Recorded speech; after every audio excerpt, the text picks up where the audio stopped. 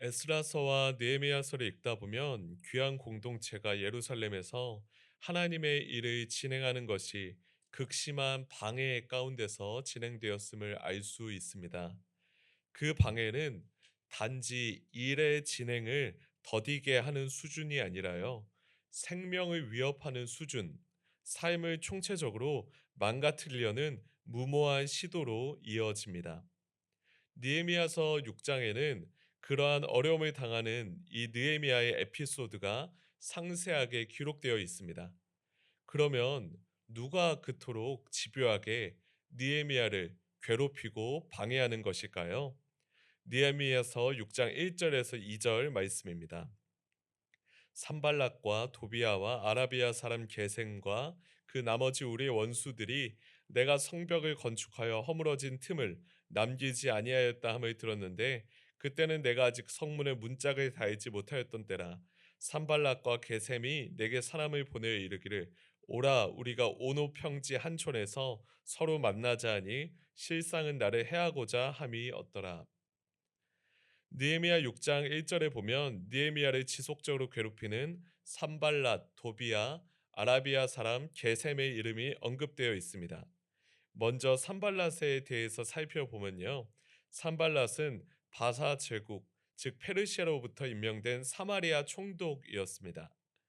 우리가 알고 있는 것처럼 과거 예루살렘은 남유다의 수도였고 사마리아는 북이스라엘의 수도였습니다. 그런데 실상 이 예루살렘과 사마리아의 거리가 멀리 떨어져 있지 않았습니다. 이 예루살렘과 사마리아의 이 직선 거리는 약 74km였다고 합니다. 그래서 이 산발랏은 이 사마리아 총독으로서 이 예루살렘이 성벽이 재건되고 번성하는 것이 마음에 들지 않았던 것이죠. 그래서 이 느헤미야를 무너뜨려서 성벽이 재건되지 못하도록 애를 썼습니다. 산발랍 말고 도비아는 암몬 사람으로서 암몬의 관리로 활동하였습니다. 그런데 이 도비아는 유다 귀족들과 혼인 관계를 맺어 내부적으로 이 유다 공동체에 영향력을 행사했습니다. 또한 느헤미야가 없는 동안 이 도비아는 성전 창고를 점거하여 사적인 용도로 사용하기도 했습니다. 원래 이 도비아는 이 사마리아 총독이었던 산발락과 직접적인 관계성이 있는 인물은 아니었습니다. 그런데 이 느헤미야가 예루살렘의 성벽을 재건한다고 하니 이게 마음에 들지 않아서요, 산발락과 함께 느헤미야를 협박하고 있습니다. 일종의 반 느헤미야 연합이 만들어진 것이죠. 느헤미야 6장 2절에 보면 산발락과 아라비아 사람 게셈이 사람을 보내어 느헤미야에게 오노 평지에 있는 작은 마을에서 만나자라고 이 메시지를 보냈습니다. 그렇다면 왜 이런 작은 마을에 느헤미야 보고 오라고 하는 걸까요? 이것은 느헤미야를 이곳에 불러 쥐도 새도 모르게 느헤미야를 없애고자 함이 아닐까 싶습니다. 이러한 흉계를 눈치챈 느헤미야는 다음과 같이 반응하죠. 느헤미야서 6장 3절과 4절 말씀입니다. 내가 곧 그들에게 사자들을 보내어 이르기를, 내가 이제 큰 역사를 하니 내려가지 못하겠노라. 어찌하여 역사를 중지하게 하고 너희에게로 내려가겠느냐 하며, 그들이 4번이나 이같이 내게 사람을 보내되 나는 꼭 같이 대답하였더니, 느헤미야는 지금 자신이 큰 일을 하고 있는 중이라 내려갈 수 없다라고 말하며 그들의 흉계에 빠지지 않았습니다. 그런데 그들의 집요함은 단 한 번으로 그치지 않았습니다. 무려 4번이나 사람을 보내어 느헤미야를 해치고자 했습니다. 급기야 5번째는 거짓 비방과 악성 루머를 퍼뜨리고자 하였죠. 그 내용이 느헤미야서 6장 5절에서 7절 말씀입니다. 산발랏이 5번째는 그 종자의 손에 봉하지 않은 편지를 들려 내게 보냈는데, 그 글에 이르기를, 이방 중에도 소문이 있고 가스무도 말하기를 너와 유다 사람들이 모반하려 하여 성벽을 건축한다 하나니 네가 그 말과 같이 왕이 되려 하는도다. 또 네가 선지자를 세워 예루살렘에서 너를 들어 선전하기를 유다의 왕이 있다 하게 하였으니 지금 이 말이 왕에게 들릴지라. 그런즉 너는 이제 오라 함께 의논하자 하였기로.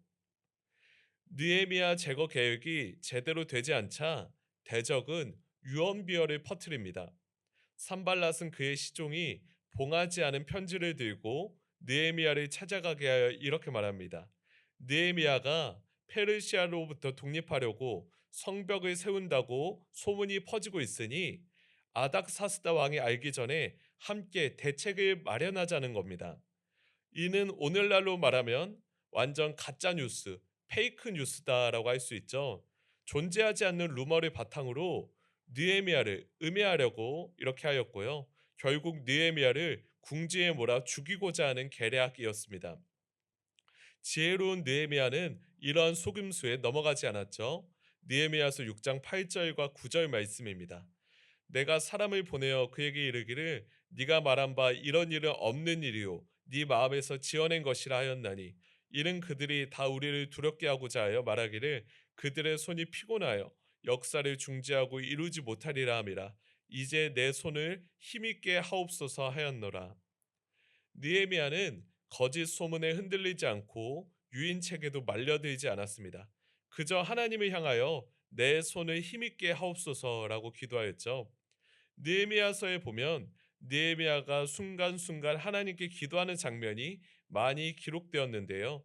산발랏의 흉계 속에서도 느헤미야는 하나님께 기도하였습니다. 이후에도 이 느헤미야를 해치고자 하는 대적들의 간계는 계속되었습니다. 느헤미야서 6장 10절과 11절 말씀입니다. 이후에 무에다벨의 손자 들라야의 아들 스마야가 두문 불출하기로 내가 그 집에 가니 그가 이르기를 그들이 너를 죽이러 올 터이니 우리가 하나님의 전으로 가서 외소 안에 머물고 그 문을 닫자. 저들이 반드시 밤에 와서 너를 죽이리라 하기로 내가 이르기를 나 같은 자가 어찌 도망하며 나 같은 몸이면 누가 외소에 들어가서 생명을 보존하겠느냐. 나는 들어가지 않겠노라 하고 이제 대적들은 느헤미야와 절친한 선지자 스마야까지 이용하여 느헤미야를 해치고자 했습니다. 스마야는 한동안 집에 있었는데 느헤미야가 스마야를 찾아가자 스마야가 이렇게 말했죠. 우리 하나님의 집 성전 한가운데로 가서 만납시다. 성전 문을 걸어 잠급시다. 스마야는 느헤미야가 성전에 가서 문을 걸어 잠그면 안전할 수 있으니까 거기에 들어가자라고 이야기했습니다. 그런데 이 말은 제사장만 성전에 출입하도록 하는 율법을 느헤미야가 어겨서요. 그의 리더십을 흔들고자 하는 흉계였습니다. 느헤미야는 이 말을 듣고 스마야가 하나님께서 보내시지 않고 도비아와 산발랏에게 뇌물을 받고 거짓말을 한다는 것을 알게 되었습니다. 느헤미야는 이후 하나님께 이렇게 기도합니다. 느헤미야서 6장 14절입니다. 내 하나님이여 도비아와 산발락과 여선지 노아데아와 그 남은 선지자들 곧 나를 두렵게 하고자 한 자들의 소행을 기억하옵소서 하였노라. 느헤미야는 이처럼 예루살렘 성벽을 재건하며 말로 다할 수 없는 대적들의 위협을 받았습니다.